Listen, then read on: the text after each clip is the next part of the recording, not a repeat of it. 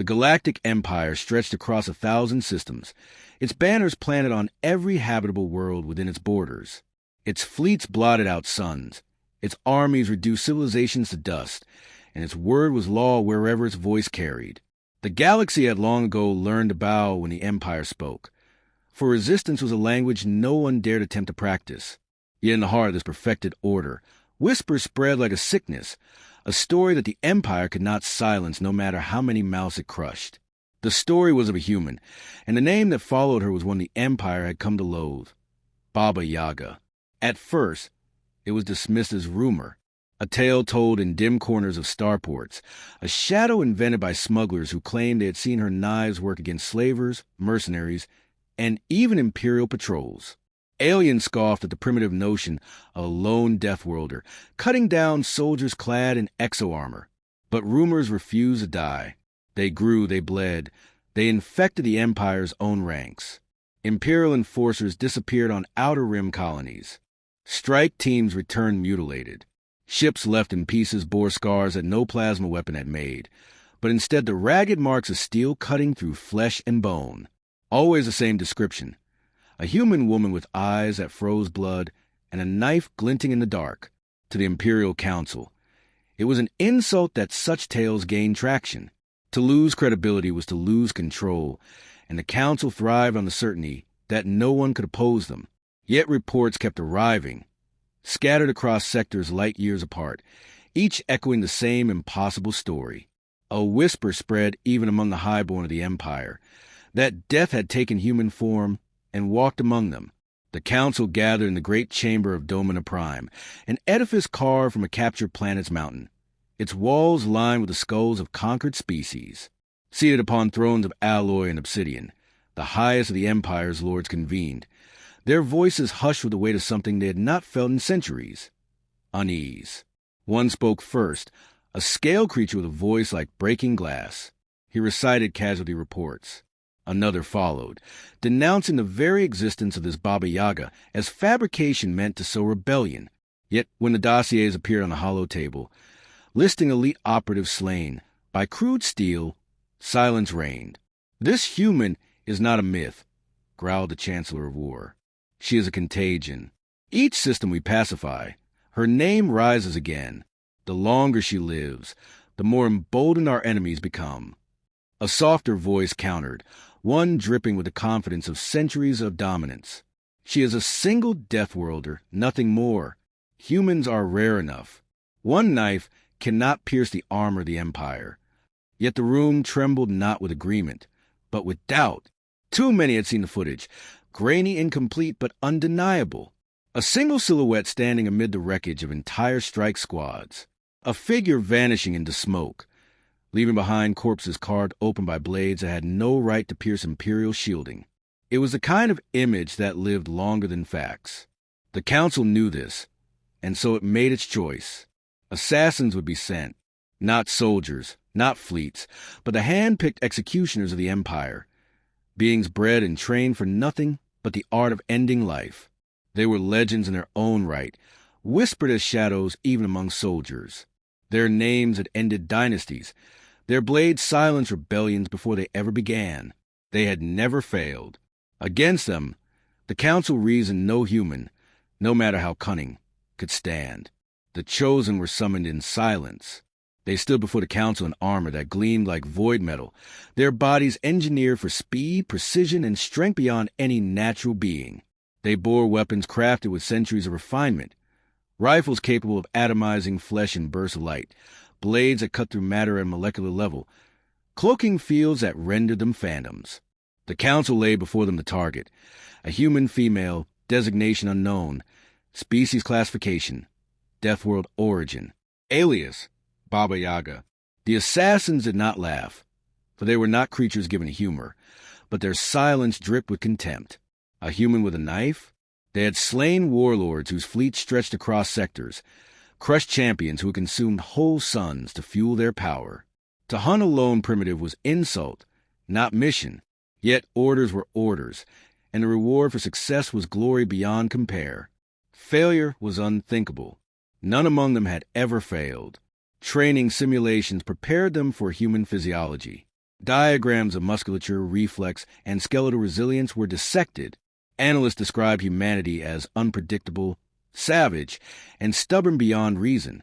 Death world conditioning had granted them bodies accustomed to pain, minds sharpened by constant struggle against hostile ecosystems.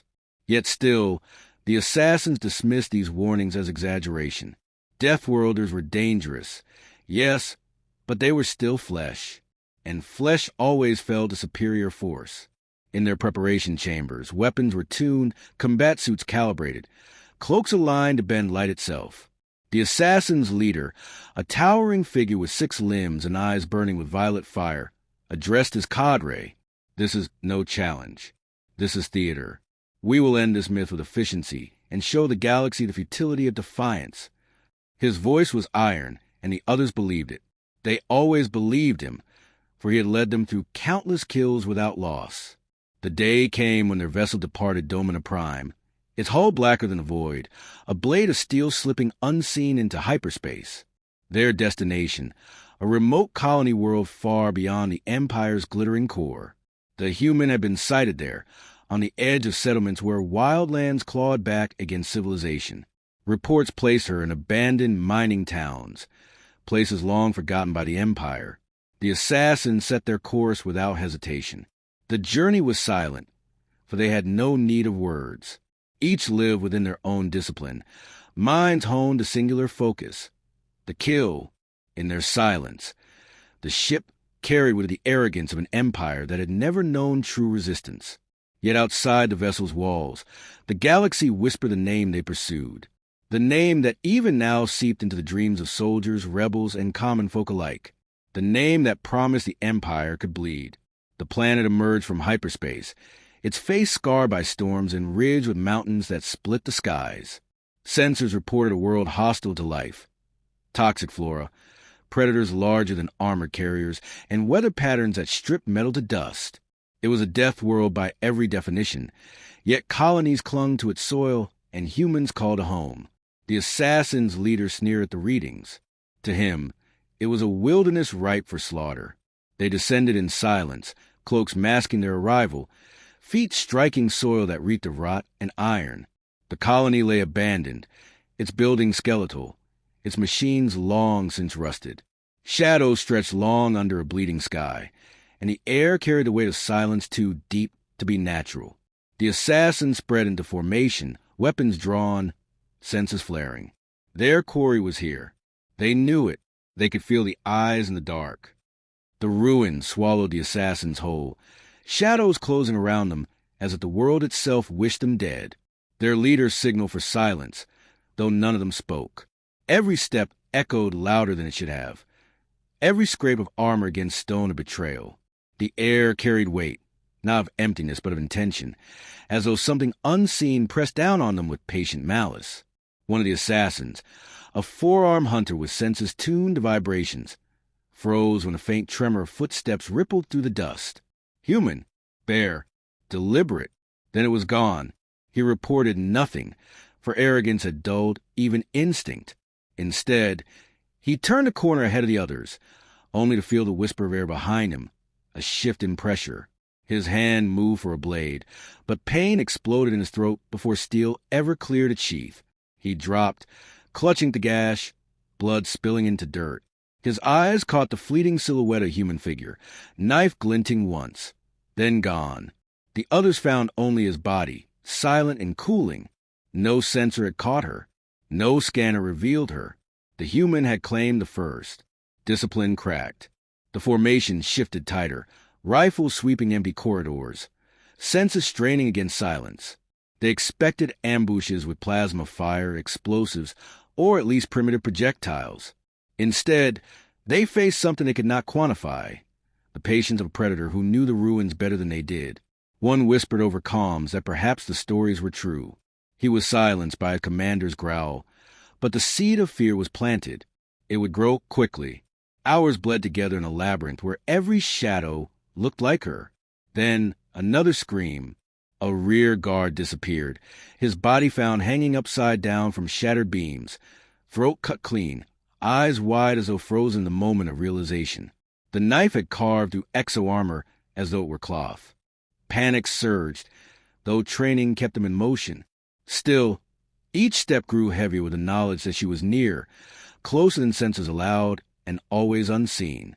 One assassin snapped, unleashing a burst of plasma into the ruins, shattering stone and sending dust into the sky. Nothing moved. Nothing fell. The silence that followed was worse than the scream that preceded it. Then, a whisper on comms, not theirs but alien, human, and cold. One by one, they tore at their systems to locate the signal. But there was nothing, only static. The voice had not come through technology. She had been close enough to speak into their helmets. Their confidence faltered, precision unraveling into suspicion. They turned weapons on shadows, blades on echoes. In that chaos, she struck again. A cloaked assassin staggered forward, armor sliced open across the spine. His corpse landed before the others without a sound of approach. Panic laced their movements, arrogance burned away by something older than discipline. Terror. For the first time, the assassins of the Empire hunted not with certainty, but with desperation. Word of the failures began to leak back through encrypted channels. The Council was informed, disbelief echoing in chambers once filled with certainty. Assassins did not die. Not to a human. Not to a knife. Yet names were being erased from existence. Operatives that had never faltered now lying in dirt on a forgotten world. Ministers argued whether more forces should be sent, or whether silence should be maintained lest the galaxy sense weakness. Still, transmissions came, incomplete but damning. Voices crying out before they were cut short. Footage of shadows moving faster than sensors could process. Fragments of steel flashing in darkness. The assassins still alive grew paranoid. They abandoned wide formation, huddled together, their cloaks useless against eyes that saw them anyway. They rigged traps, mines, and alarms across the ruins, but each was dismantled, defused, or turned against them. One awoke to find his mind missing. It detonated hours later in the corridor ahead, claiming another. Her knife was not just steel. It was intellect, cunning that understood every flaw in their arrogance. She was fighting a war in their minds as much as in the shadows. The leader cursed them for weakness. He swore to gut the human with his own 6 hands, to parade her corpse before the Empire as proof that no primitive could defy them. Yet he, too, felt the shift. His instincts, honed across centuries of kills, whispered truth his pride refused. This was no prey. This was not even an equal duel. They had walked into her domain, and she had been waiting. A storm swept the ruins, wind screaming through hollow structures, lightning tearing the sky open. Rain cut lines across their armor, and in its pounding roar they lost track of each other's positions. She struck in the storm, using thunder to mask her steps. 2 fell in moments. One stabbed clean to the chest, another torn open with precision that mocked their weapons. Their screams drowned in thunder, leaving only silence and corpses in her wake. The survivors scattered, all discipline shattered. The legend of the Baba Yaga was no longer a whisper. It was a reality they bled into the mud. The last assassin beside the leader tried to flee. Cloak sputtering, rifle dropped in panic. He ran through the rain, boots splashing in pools, heart hammering with alien rhythm. He thought he had escaped when the world itself seemed empty behind him. Then, pain seared his leg, a knife buried deep. He fell, dragged screaming into darkness, voice cutting short as abruptly as the lightning faded. When the leader found his trail, there was nothing but blood washed thin by rain. Alone, he stood in the ruins, knife marks carved into his team, the myth made flesh around him. Pride wore with terror, but terror gnawed deeper. His comms crackled. Not static this time, but her voice. Low, calm, cold. One left. He turned in circles, blades drawn, weapons primed. Every shadow mocked him. Every drop of rain carried her footsteps. His breath came ragged, chest heaving. For the first time, he tasted what the Empire had forced on countless worlds. Helplessness. His eyes, burning violet, scanned for the figure that would not appear until she wished it. Somewhere deep, instinct whispered the truth he would not voice. She was not the hunted. She was not the hunted, even when she stood before the might of an empire. She was a knife in the dark, and she had always been waiting for this moment. When her silhouette finally emerged from the storm, blade gleaming in the flicker of lightning, he knew the truth the council feared to admit. She was death-given form. His weapons trembled in his hands as the rain hissed against the steel of her knife. He realized then that legends did not need armies.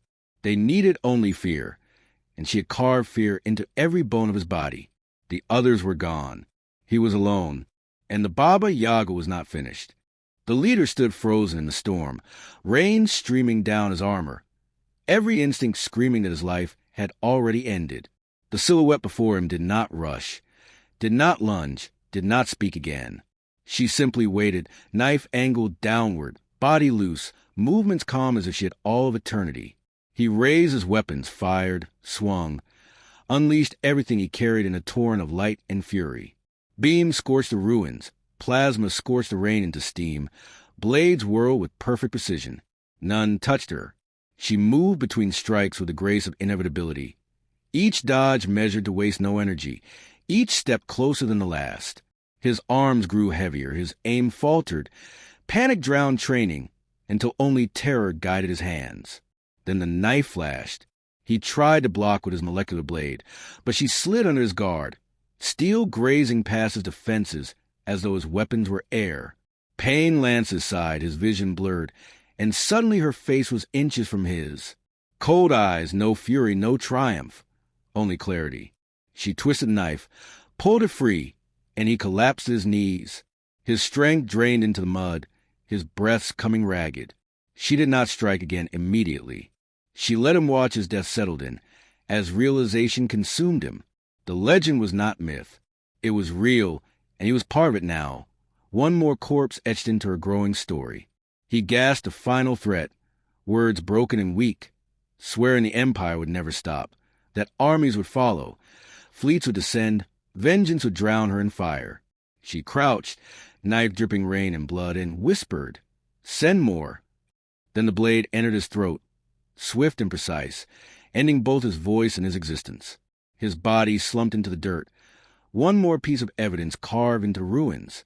Lightning cracked overhead, and the Baba Yaga vanished once more into shadow, leaving silence and corpses behind. When reconnaissance drones arrived days later, what they found was a massacre without explanation. The assassins, the Empire's finest, lay scattered and broken across the ruins. Some were arranged deliberately, their bodies positioned in ways that told a story. A line of corpses stretched toward the center of the ruins, where the leader's body lay, knife driven into the earth beside him. On the stone wall above, written in their own blood, was the same message she had whispered. Send more. No transmissions were found. No trace of the human remained. Only the legend. The images were recovered, transmitted back through secure channels to the Empire's core. At first, officials tried to suppress them, declaring the operation classified, the footage restricted. Yet rumors traveled faster than commands. Fragments leaked, smuggled by terrified technicians, carried by rebellious sympathizers, whispered by soldiers who had lost faith. The galaxy saw the bodies. The galaxy saw what the assassins had become, victims. And the galaxy saw the message. Panic took root in the council chambers. Ministers raged at one another, demanding retaliation, denial, erasure. Some argued to send fleets, to scorch entire worlds until she was ash. Others insisted that escalation would only strengthen her legend, that every strike would birth new stories of survival and defiance. Whispers spread that she could not be killed, that she was more than human, perhaps something ancient, perhaps something born of death itself. The truth mattered less than the fear, and the fear spread faster than any proclamation could contain. Rebellion cells across the outer systems seized upon the name. They painted knives on walls, carved the word "send more" into imperial garrisons, told stories in hidden bunkers of the woman who faced the Empire's deadliest with nothing but steel and left them in pieces. To the oppressed, she was hope made flesh. To the Empire, she was contagion. Every suppression order, every execution of suspected sympathizers only fanned the flames. The more the Empire tried to silence her story, the more unstoppable it became. Within the military, doubt curdled discipline. Soldiers asked in quiet voices, if orders mattered against a myth. Commanders found themselves questioned, morale faltered, and desertion spiked. Some units refused to deploy, whispering they would not be sent to face the knife in the dark. Even those who had never seen her began to feel her presence, as if the shadow of her knife extended into every battlefield. A human with nothing but a blade had shaken the Empire's faith in its own invulnerability. The Council grew desperate. Some demanded her name be stricken from every record, erased from databanks, her story forbidden on penalty of death. Yet already she was beyond erasure. To erase a name was to admit fear of it. The Empire had built its throne on the illusion of omnipotence. Now, that illusion cracked, and through the cracks poured the myth of the Baba Yaga. On forgotten worlds, rebels raised banners bearing crude knives, declaring themselves her followers. On occupied stations, slaves whispered her name before striking back at overseers. Even in the Empire's glittering core, nobles wondered aloud whether they were truly safe, whether death itself might stalk them with quiet steps and a knife of steel. Fear made her larger than she was. She did not need to appear everywhere. She needed only to exist, and imagination did the rest. In the shadows of an abandoned colony, she cleaned her blade with methodical precision, hands steady, eyes cold. Around her lay the remnants of the assassins. The storm now long past, silence once more her ally. She did not think of herself as a goddess, nor as death incarnate. She was human, nothing more, nothing less, flesh, blood, bone, and resolve forged by a world that taught survival through suffering. The knife in her hand was not magic. It was steel, sharpened by wool, guided by experience, wielded with purpose. She reflected only briefly, for reflection was a luxury. The Empire would not stop. More would come. Perhaps legions next time, fleets armed with enough firepower to reduce continents to ash. Yet she did not fear them. She had faced worse than armies. She had faced the belief that humanity could not endure, and she had cut it down one body at a time. She sheathed the knife, rose from the ruins, and disappeared once more into the wilderness that embraced her as kin. The galaxy continued to whisper her name. Each whisper carried weight. Each retelling sharpened the myth until it was sharper than her blade. Children of conquered races clung to the story. Soldiers muttered it under breath before battles. Rebels carved into walls where patrols could see. The Baba Yaga had become more than a woman. She had become inevitability. The Council could send more assassins, unleash fleets, drown worlds in fire, but as long as her legend lived, the Empire could never again claim to be untouchable. And she herself, moving unseen through starports and wilderness, heard those whispers and let them grow. Not out of vanity, not out of need for worship, but because she knew the truth the Empire feared most. A knife in the hands of one human had ended their finest killers. What, then, could humanity do when the galaxy finally rose beside her? She tightened her grip on the blade, eyes scanning the horizon.